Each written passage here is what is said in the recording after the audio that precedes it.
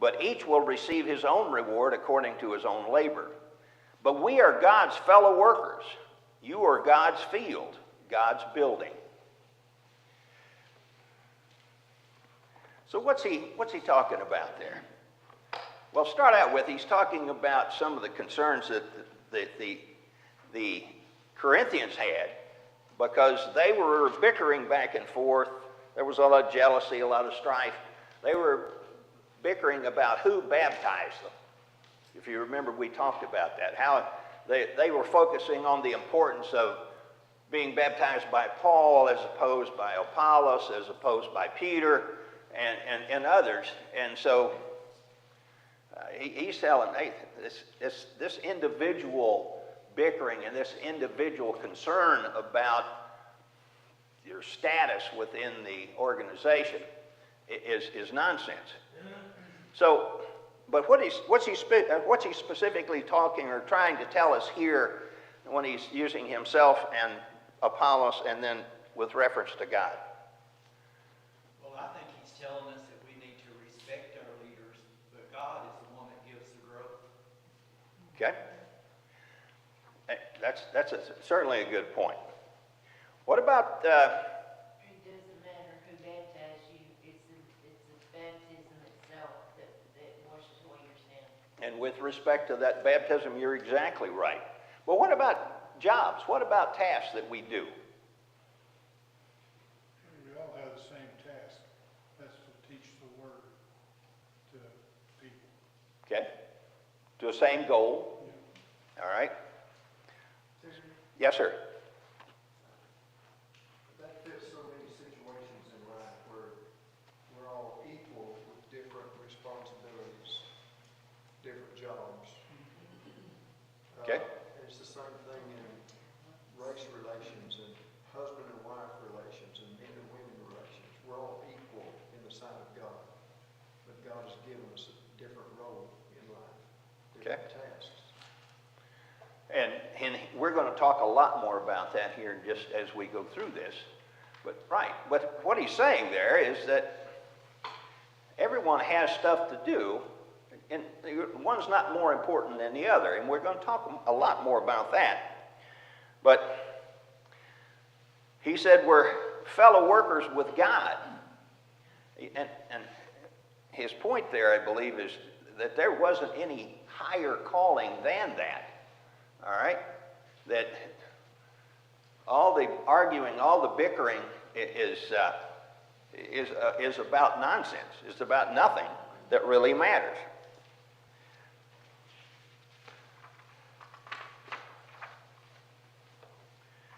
So one of the good things and bad things about the church there in Corinth is they'd been endowed with spiritual gifts.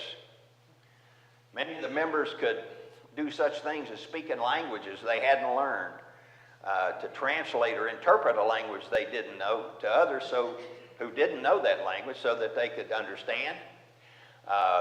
They were given the ability to deliver messages by prophetic inspiration, the gift of prophecy. Some of them could heal people of illness. So these were miraculous gifts that they had. When I started this, I said, well, some of it good, some of it bad.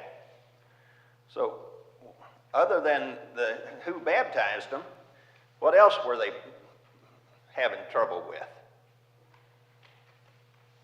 Well, especially their spiritual gifts. I'm more important than you are because I can talk in tongues and you can't. Bickering back and forth over. Yeah, or I could heal someone's illness and you can't.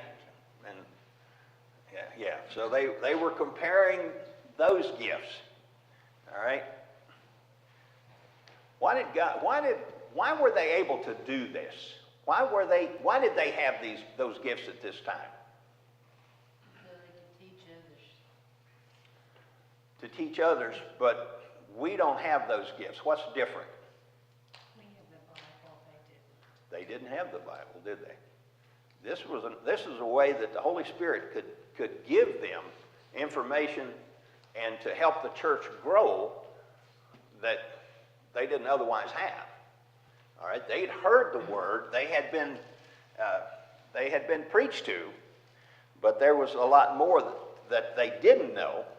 So this gave them the opportunity to edify one another, and yet they turned it into jealousy and arguing and selfishness amongst the members. Jerry, Yes, sir. that was an area where there was a lot of different nationalities there. We don't have that problem. All of us speak English. So whatever you say, we can hear it and understand it. If we had other nationalities in here, we might need that. We might need somebody to interpret, somebody to that could speak in their language, right? And so that helped them spread the word. Exactly. So that was one of the things that we talk about here, and Paul talks about. And the author here says the church was in its childhood at that time. So they used those gifts so that they could know God's message before it was completed in written form, and to confirm that message that it was delivered from God. Okay, so good gifts to have, especially for them then. It helped the church grow. It helped people to understand. So good thing. Sometimes good things are ill-used. All right. How about let's look at 1 Corinthians chapter 12, verses 4 through 7. Now there are varieties of gifts, but the same Spirit. And there are varieties of ministries, and the same Lord. And there are varieties of effects, but the same God who works all things in all persons. But to each one is given the manifestation of the Spirit for the common good. So, lots of different gifts, but they all should be used for, as Paul says there in verse 7, for the common good.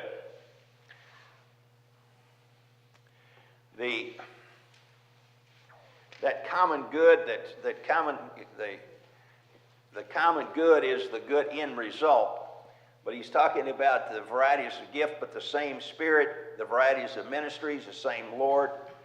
So it's all common. It's all the same, no matter what your gift is. All right? And one thing I guess we could think about is that these people came from a background, and many of them were idol worshipers, and they had a god for rain. They had a god for summer, spring, fall. They had a god for everything. And he's telling them, and I didn't think about this, but he is telling them there's just one. Don't worry about all the gods that you have worshiped in the past. But we can't forget from their perspective where they came from, and it kind of helps us understand, I believe, the different gifts that might have come from different gods in their mind, but in this case, only from one God.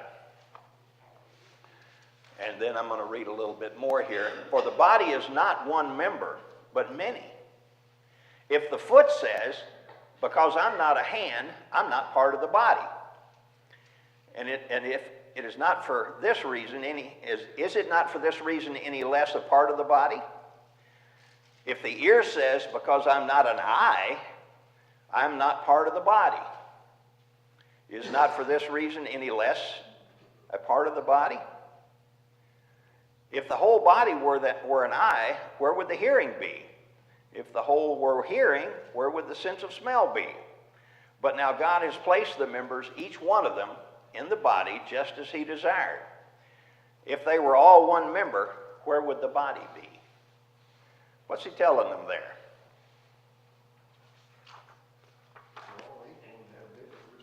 All equal, we may have different tasks, different talents, different responsibilities, but we're all equal. We're all part of that same body that he is trying to get them to understand. It would also say that it takes everybody working together to be complete. It does take everybody. But which of those roles is more important? All equal. We ever get wrapped around the axle on that? I've seen people that got wrapped up in that. It's just as important to have someone at the door welcoming people and showing that we are a friendly congregation as it is to have someone on the pulpit leading singing. Every job is just as important. There's not one that's more important than the other. We may look at that now and say we got such a great song leader. That's just wonderful. But it looks to me like the guy at the door is just as important. The guy at the usher is just as important. The man who distributes the communion and takes up the collection are all just as important because they're all necessary parts of worship. What about some things that aren't part of the worship? What about cleaning the building?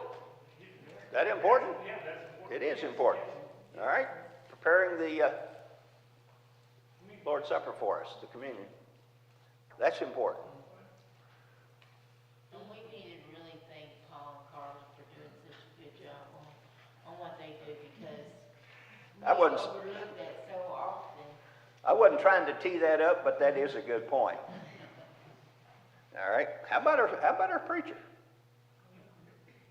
He's important, but it's all one body, right? Sometimes it's easy to forget that. So, and he wants us to talk about the role that people play, and they give a couple other things here. He says, how about a Christian sister who is training her children at home to be faithful Christians? Very important role. How about a couple who grades the World Bible Correspondence courses? All roles that we can play. All roles that we can fill, and not one more important than the other. As he's saying, look at it as one body, not a bunch of individual members, but look at it at the whole. All right? I guess I read too far. I'd come here and I said, okay, read this. I've already read it, so I guess we'll keep going. So he makes that observation about the physical body. I don't know that we need to spend much time on that, but and he gives us a bunch of other little jobs here that seem to be printing that bulletin. We all like that bulletin. Everybody's, we look at it. Everyone picks it up as they walk in, want to read it. Printing that bulletin is a job that we need.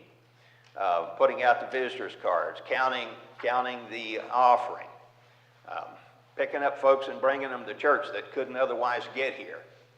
All right. Now, how do we show appreciation for people that do those kinds of things? We can simply thank them for one thing. We can go say, good job leading the singing today. I think that's one of the ways we can do it. It's a simple way, but it's not necessarily that you suck it up to them or anything. Just tell somebody who does a good job. Just showing up and being in attendance. Okay, there's part of that. Some require enough time, they need to be paid. Beg pardon? Some require enough time that they need to be paid. Exactly. We can all pray for them too. That's another good thing. A couple I thought of, ever write just somebody a thank you note. Appreciate what you did. All right, things that we can, maybe I personally certainly can do better at expressing gratitude to someone who has taken the time to do some of these jobs that many of them are maybe not noticed. What about we don't have gifts like they had. But do we have any gifts? Yes. Do we have any talents? Yes. Should we use them? Yes. Terry kind of laughed, but it seems obvious to us. Yeah, that's right. It should be obvious that we use them. What if we don't? Are you really holding up your end to the body? If you don't take that opportunity to do what you can. John goes to that place where it talks about, I give you 5 talents, I give you 3 talents, I give you 1 talent. And he doubled the 5 and the 3, and the 1 he didn't look at. The one didn't use it though, did he? No, he didn't use it. Okay? But God's given us all different abilities. We need to look for opportunities to use those. Look for places where we can contribute. What percentage of people who are doing those kinds of things should we shoot for here? 100%? 100%. I agree. Everybody can do something. Everybody can do something. You can pick up a phone, even if you can't drive, don't see well enough to drive or whatever. You can see well enough to dial a phone and invite someone to come with you or meet you here. All right? There's all kinds of things that we can do that, quite honestly, sometimes you just have to look, but we might not think about. Go ahead. Also, even if it's not your gift, go ahead and do your best. You might discover that you have a talent there that you just didn't think you did. And there are, pick a sport, people at every level. All right? You might not be at the NFL level, but you might be down there somewhere, but you still have a talent if you choose to use it. If we're inviting people, or we're doing what we can here to help one another, to edify one another. I almost didn't want to say this because I'm not trying to do anything that everybody else doesn't do, but people that are willing to teach a class, to get into class with kids here and to help them learn. All right? At every level. Those are talents that sometimes are unexplored for folks that maybe never taught a class, never had a desire to, didn't think they could. I'll guarantee you, you can. Sometimes it takes work, but you can make it happen. Why should we do this now? Again, let's remind ourselves. Why should we be doing all these things? Glorifying God. And what did we start out day one talking about as a principal?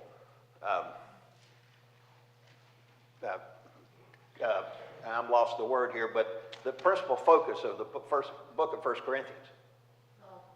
Love. We do those things because we love one another. We love God. We want this congregation to grow. We want our neighbors to be here with us. People that we haven't met yet. I moved a lot when I was in the military, and my daughter and son both had a good attitude about that. They typically just looked at it as, well, we're going to where friends we hadn't met yet. All right? A lot of kids, I don't want to leave the school. We never got that. Just we're going to see friends we hadn't met yet. All right, so we need to be reaching out to friends that we haven't met yet and doing what we can to help them and to honor this body that we love, and all to the praise of our Lord. All right.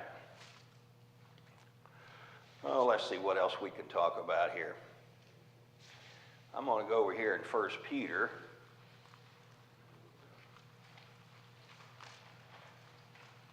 Chapter 4.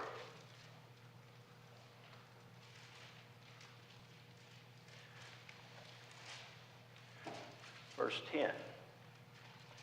As each one has received a special gift, employ it in serving one another as good stewards of the manifold grace of God. Whoever speaks is to do so as one who is speaking the utterance of God. Whoever serves is to do so as one who is serving by the strength which God supplies, so that in all things God may be glorified through Jesus Christ, to whom belongs the glory and dominion forever and ever. Amen. So not only Paul, but Peter is telling us that, giving us that same message, that whatever gifts we have in serving one another and praising God, we ought to be using them every day. All right. They want to glorify Christ with them, and the Corinthians seem to be wanting to glorify themselves. Yeah, they seemed to be all about me, didn't they?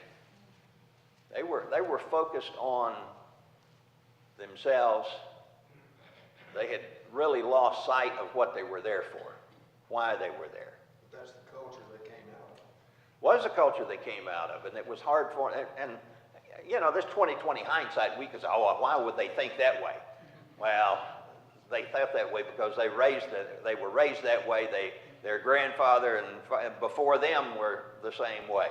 All right, they didn't have this book that we have. They didn't have the understanding that we have, which was one of the reasons why they had those spiritual gifts. Unfortunately, like I say, sometimes you can misuse gifts. Things that are good can certainly be misused, and they were, but that's why they had them. All right.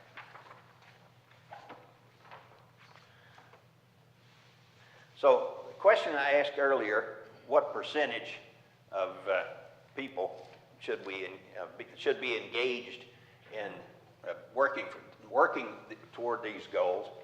And the percentage we said was 100% ought to be doing something. There's no one sitting in this room who is totally incapacitated, so everybody here ought to be able to say, yes, I am doing things to help this body. On the other hand, what do we do? How are we encouraging one another to do just that? How effectively do we do that here? Any thoughts? How do we encourage one another? Kyle's back there. What do you think? Did we do a good job? Well, I mean, I just compare it to what I know, what I've seen at other congregations. I see a lot of involvement. You know, we have 8 or 9 song leaders. You know, we have 5 or 6 people doing the communion prayer. Everybody's involved with something. It seems like, I don't know about actually encouraging each other, you know, to plug along and press on. I don't know how much of that we do. Okay?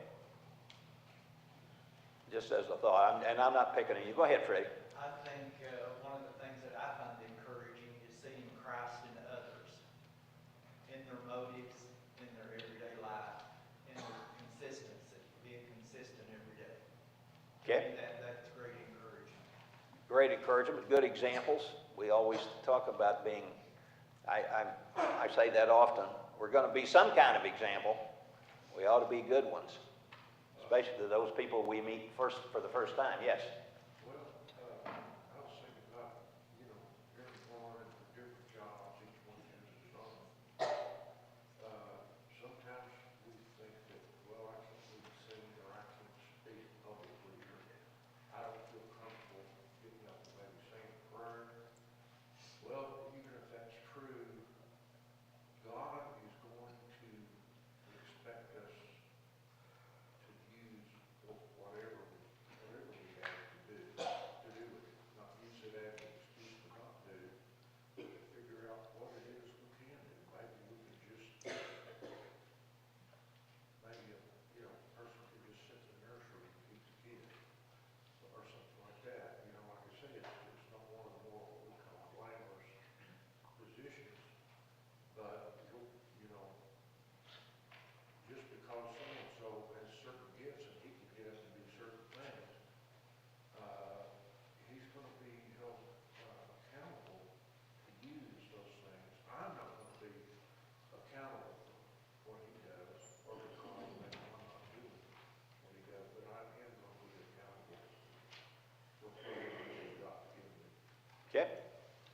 good point. Yes, sir. I think if we don't encourage people, when they get tired, they're gonna get discouraged and try to quit. And if we don't notice people puts out extra effort and thank them for it, I think we're doing wrong. Okay, do we do a pretty good job of that or not? I see it. I do too. I see it, but can we, I think, do better? Probably. You can always do better. I agree. But are, you know, look for opportunities to encourage, especially the young. Go ahead. There's just a multitude of ways that happens. Congregationally, if somebody wants to participate, we try to find a way to let them participate. I mean, our best song leader doesn't get singing all the time, et cetera.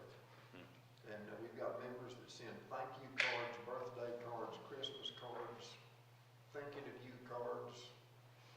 They may not be able to get out and visit a lot, but they can do that, and they do. Carrie sends out emails and gets messages out all the time about who's sick, who we need to pray for, and ways we can help somebody. It's just a long list of ways that we encourage one another and try to help one another. And as a, I guess, a point of acknowledgement, I got a bunch of birthday cards from folks. And I appreciate every one of them. Yes, ma'am. This is a wonderful congregation. I've had so many calls and cards while I was recovering, and they have really meant a lot to me. Good. Good. And I'm glad you're back. But yeah, we can do those kinds of things. You know, one of the, I don't want to say regrets, but one of the things that my dad would never do was lead a song. He was just not going to get up in front of a group of people and lead singing. But he had a marvelous voice. I love to hear him sing. But he wouldn't do it. So, now could he have? He says no. He said, I just can't do it in front, I can't get in front of a group. But he encouraged me to. And anyway. Okay, let me see where I am here, and I'm about to catch up because we're about to get the first bell. All right, his question here is, how much is involvement the responsibility of the congregation's leadership, and how much the responsibility of each individual? 100%, 100%. It's 100% for all of us, I think. But you know, you see that in places. There's a few, well, who's ever been on a committee that needed to get something done? For most of us. And did everybody even show up? Very, you know, you find out that there's 3 or 4 people that seems like that actually get in there and get the work done, and not everybody does. So that's an attitude that doesn't work well, you know, planning outings, and certainly won't work well here. All right, everybody needs to be involved. Now, should our leadership encourage us? Sure, but no more so than us encouraging one another. All right, shouldn't be that way. All right. Another question here. What are some ministries that we have where we have a greater need and have difficulty finding enough people to do the work?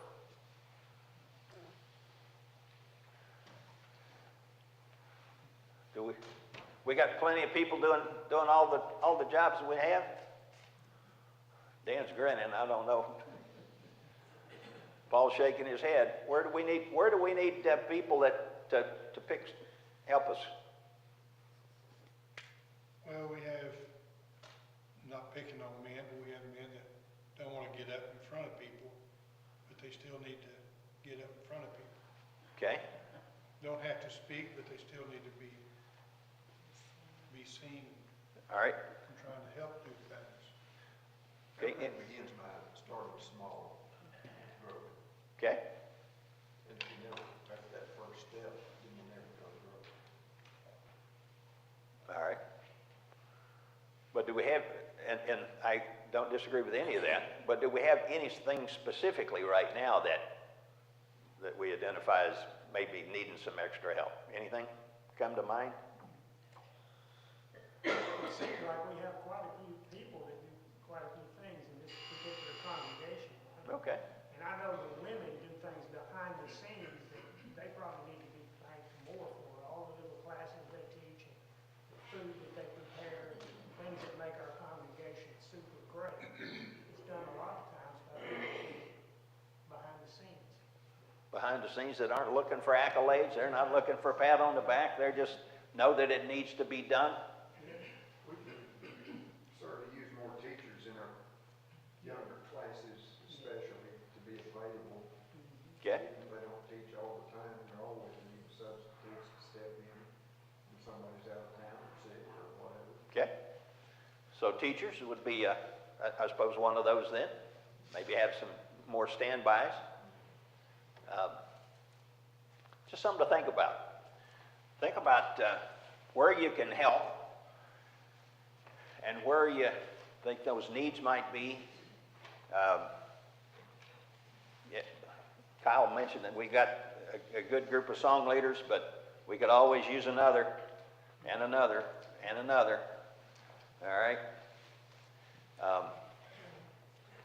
But although I think we do a pretty good job of there, just specifically that, because that's one of the things I enjoy doing. Because we do have people who are willing to jump up here and lead singing, get up here on Wednesday nights and do a Devo, lead prayer, do the communion prayer, all of those things. But I wish that everyone would think about, when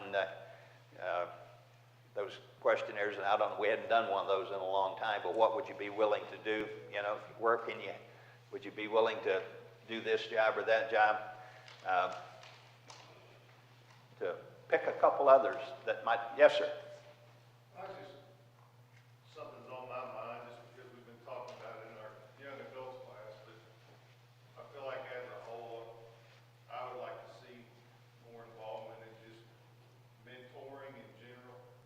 And doesn't have to be anything on paper or official, but just, we have a lot of younger kids in this building, we have a lot of older people in the building, and I just think that's something that our society as a whole has gotten away from, is mentoring, not just the kids, but somebody younger than you that, or less experienced, doesn't have to be age, but, I think it's great to spend time with others in the church and help them grow in their faith and grow as an individual.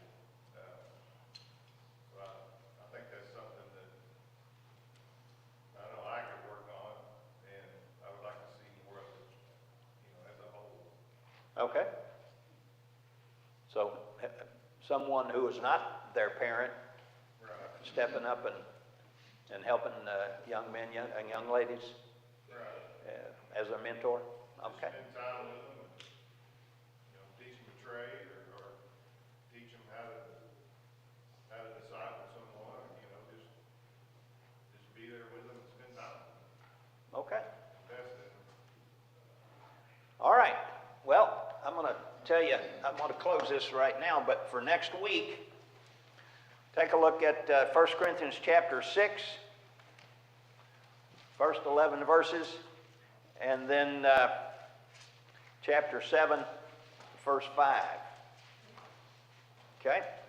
Thank you very much. I appreciate your attention and participation. I try to be a facilitator, much less than a lecturer. Thank you.